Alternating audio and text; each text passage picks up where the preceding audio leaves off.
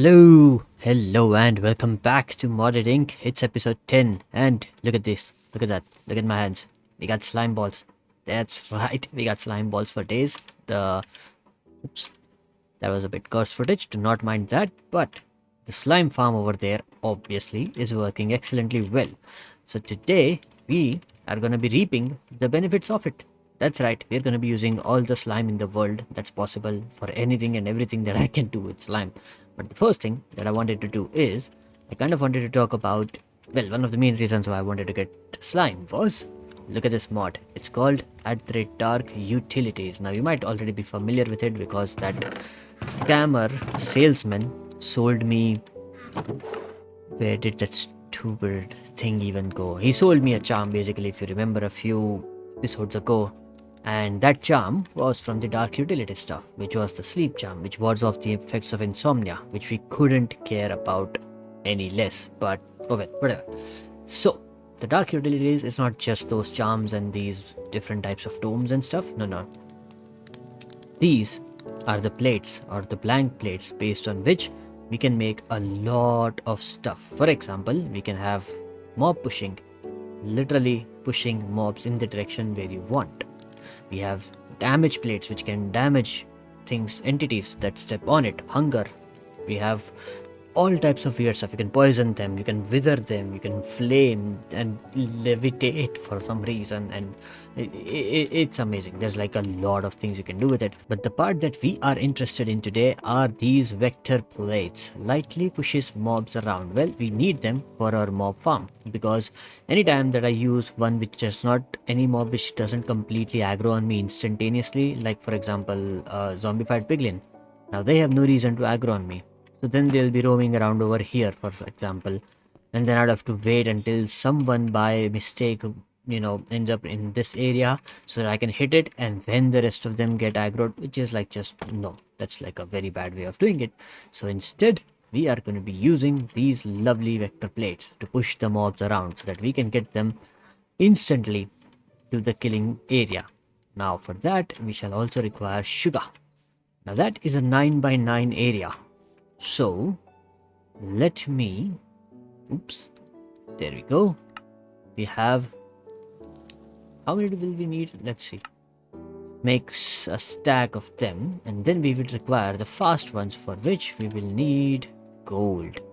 Now I should have a little bit of gold. Well, actually I just have 23. I haven't been doing a lot of piglin killing recently. Let's see. Oh, we can still make a stack of it. Well, that is lovely. So now let's just place them in a way that every single mob, for example, that's instantly the wrong way.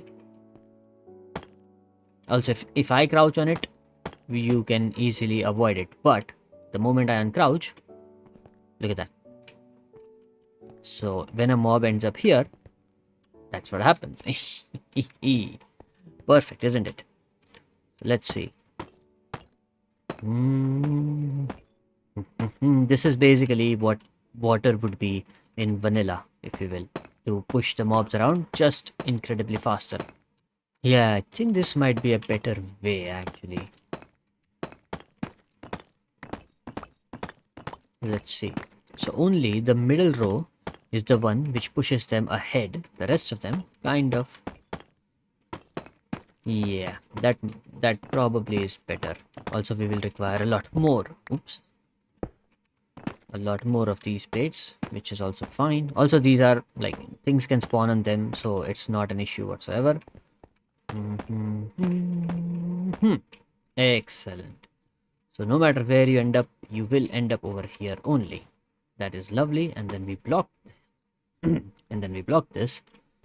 Now the only problem remains is this is still a 1 by 1 area through which every child zombie and tiny piglins can still fit in. So I might have to add a slab here. Like not a vertical one, I mean like a normal horizontal slab so that, they cannot get through. I'll probably do something like that. Or, since now they are any which ways gonna get pushed here, maybe what we can do is, do I have any shears by chance? Doesn't look like it. That's fine, we can remove this. And one here. You can break. Oops. This. Oh my god. Why can I never place this properly? That's more like it. And then here we can place let's see. Sort of yeah, horizontal slab would work. And that would also keep me a little bit away. There you go. Then I can still kill them. Perfect.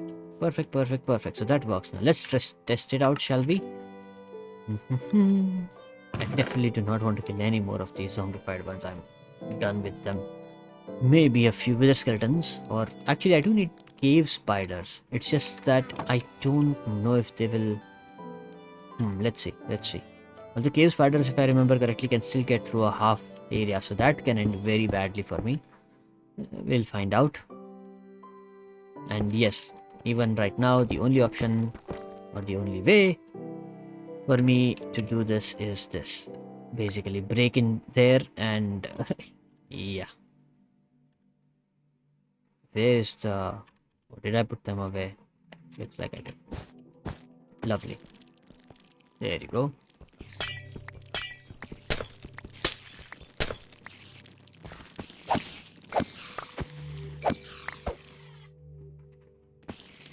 Yeah.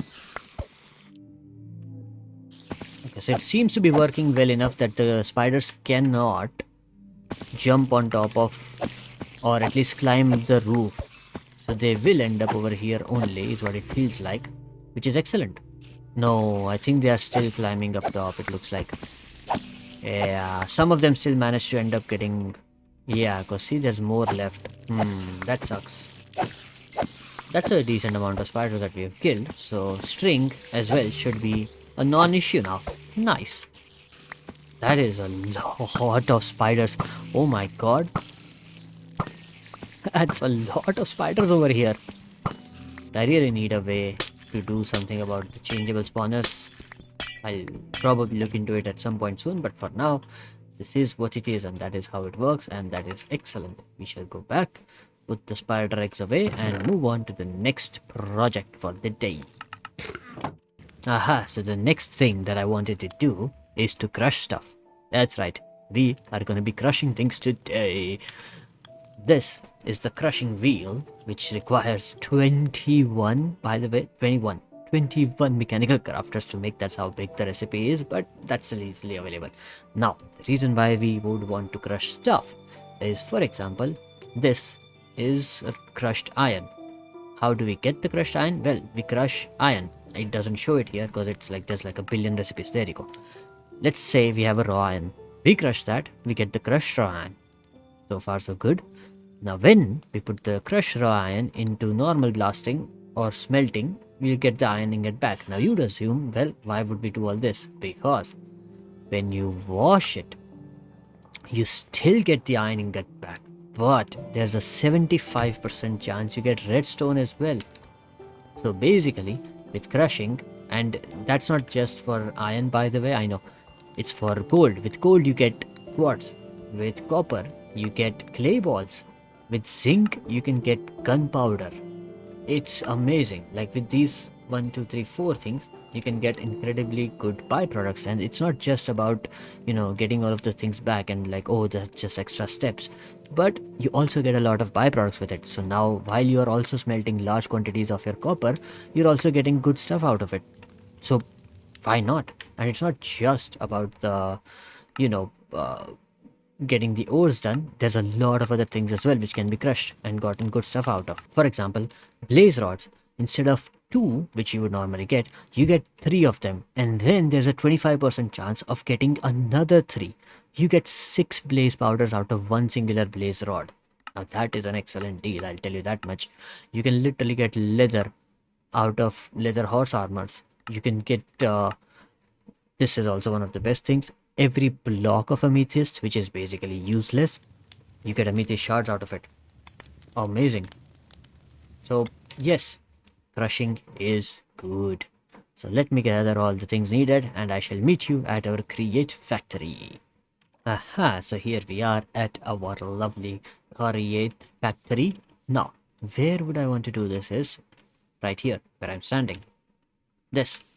We have the slime farm going here. We have the water related fanning, if you will. Well, not water related, but we have the fanning going over here. Could be any of them. We also have a mixing and what is this one? The mechanical press, right? We have all of this stuff going around here. So I assumed might as well make the crushing factories over here. Basically, the recipes, the requirements of the recipe are all here. Now I just need to make 21 mechanical crafters. That's right, 21. So let me make those now. Oh, we finally got it. 7 electron tubes, 7 brass casings, and 7 crafting benches. That's right. Took me a while, but we got there. Then, voila. Look at that. It's 21 mechanical crafters. Now let's see. 1, 2, 3. I'll have to check the recipe actually. How does it work? So we need 1, 2, 3, and then 1, 2, 3, 4, 5. And then stacks of 5, and then another 3. 1, 2, 3, 4, 5. And then 1, 2, 3, 4, 5. 1, 2, 3, 4, 5. And then, oops. Back to 1, 2, 3. Now, obviously, all of them need to be facing in the same direction, if you will. So let me use my trusty little wrench to do that. Right, so if everything is going down here and then this goes down, basically you would require an exit here, is what you're telling me. That still makes sense. Okay. So what do we need for this? Oops, here. We need a stone or a deep slate right smack dab in the middle. That would be this. And then there were 4 planks, if I'm not mistaken, on its side. So that would be 1, 2, 3, and 4. And everything else is andesite alloys. Lovely. Now somehow we have to power this. Let's see, how will I be able to do that? Do we have cogwheels? We do have tinier cogwheels. Let's see. Let's place this. And I might as well get a hand crank and check it out. Let's see how if it works or not. I kind of don't think it will, but let's find out. Yep, overstress indeed. Which makes sense, obviously. So I would require... And the hand crank can do that at 256 speed, by the way. Or sorry, stress units, if you will.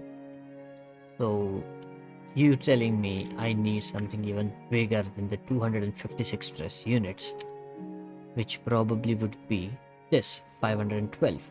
So for that I would have to set up a large water wheel. Let's see. If we want it falling over here, maybe. Let's see. Or even here, actually, I don't even know where would that water fall.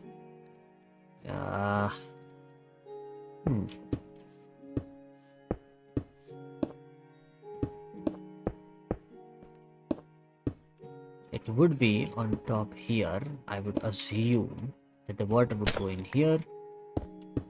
And then we break this. And, well, here goes nothing. Let's see. That's wrong. Oh my god, that was wrong. That's what I meant. Well, it seems to be moving.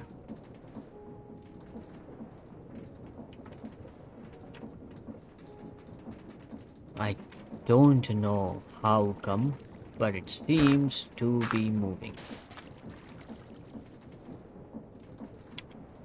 Well, let's see if this works out or not. This is a... Oh, okay. Okay. For a second there I got scared that it got stuck, but let's see. Okay, so far so good. It seems to be working. Mm-hmm. Okay. It's very weird, not gonna lie. I can only hope this ends up working. Okay. I think it should work, honestly. Because the recipe ends up being correct. Which means it should work. There's no realistic reason why this wouldn't work. Let's see though. And then this gets pushed ahead. Lovely, lovely. And that should then make two crushing wheels basically. Out here. Lovely. What? What? What is happening here? What in the world are these animations? I love it. Oh, well, let's go. That's a crushing wheel, alright. And I technically think there should be two of them which get it output here. Which is fine. We can just take them. Lovely. Okay, that was very satisfying. Not gonna lie. Excellent. That worked out very, very well for me. So now we have two crushing wheels. Right. How will we set this up is a very good question. And where will we set it up? I think we should set it up right here. Like I originally said. Now let's see. That's one crushing wheel here. And then the second one should be here. No. The second one would probably be here. Perfect. That is two crushing wheels. And when you would output, maybe we should get this one down one. For example, here. Because that would make it a bit easier for me to put things on top here. Okay, so this will also require for me to power them, and I don't think that your normal cogwheels would work. Let's see though. Yeah. Let's see. Yep, that's what I thought. It was over. A pair of giants. Oh, okay, cool. It is overworked. Will require the larger water wheel itself. Let's see. This should work. Lovely. Lovely. So we have a pair of crushing giants working on, which is excellent. No, but they're both working in the same direction. They need to be in the opposite direction. Oh, god damn it. This is an issue. They have to be in the opposite direction. So the way it would work is I would have to place. Magnet is off, excellent. And I would basically need to place or throw these things here. Now they would have crushed if they were converging in. Instead, both of them are going in the same direction. I would require them to go in the opposite direction. This is an issue. Well, I thought about it and I was like, well, I don't really care. I don't need to use a singular water wheel and then overcomplicate stuff.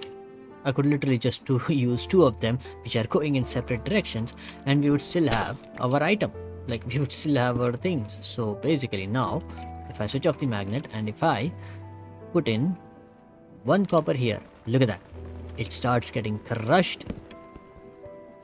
And it has been crushed. If I can see where it is. Oh, I'm stupid. It's not supposed to be copper ingots. Uh-oh. Well, that was stupid. That was a waste of a copper ingot. I meant to throw. Oh no. Well, that's fine. We learned something. Basically, if you throw something which cannot be crushed, it will just get deleted, if you will. However, this thing has given us, look at that. Crushed raw copper and a nugget of experience. So basically, instead of just taking all the experience from the smelter like we would, we get these experience orbs which we can carry around, which is it's literally just like bottles of enchanting, if you will, just like, you know, instead it's experience nuggets. How did I take damage by just waking up when there's nothing above me? That was very weird. But it doesn't matter, we have this, and now what don't know is if this would take input from a hopper. Like if I placed a hopper here, you know what? Let's try it out. Let us try it out indeed. We put this here. Bum. That is a chest.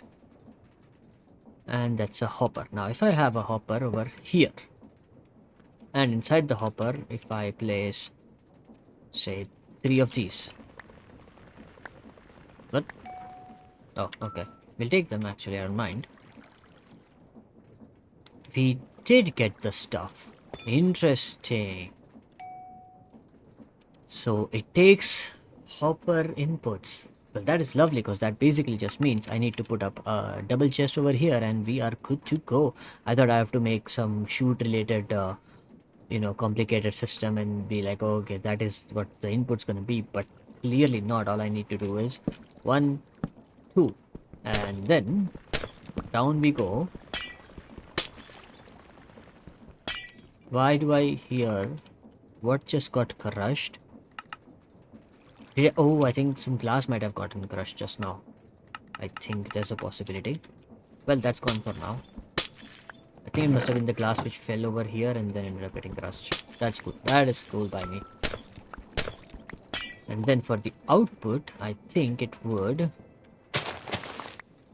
not be remiss to place just a simple hopper and then a chest. Or well, a double chest actually. Right. So we would have the double chest over here, let's say. Let me make that first.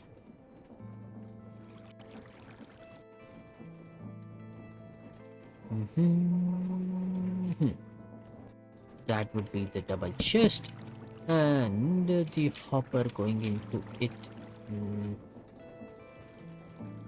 Voila! So that would fall directly down here. Now let us try it out with a stack of copper with my magnet off. Let's see. Yep, it does seem to work, except maybe I think I can put this a little bit above. It seems like I can probably... Yeah, let's take this away for now because I need to shift this.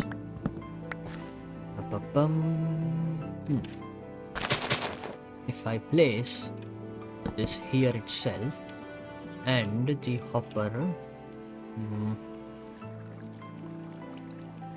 voila, I think it should still work. It should directly get crushed into the hopper. Yes, it does. Perfect. Well, would you look at that? Our crusher is ready and working. But that is it for today's episode. My oh my, this place is really kind of starting to come together, not gonna lie. Like, we have a decent number of create-related stuff and we are not even close to being done with all the create-related stuff that I want to do. But we are definitely done for the day. So I shall see you in the next one. Like, share, subscribe, yada yada yada. You know the drill. I'll see you in the next one. Bye bye.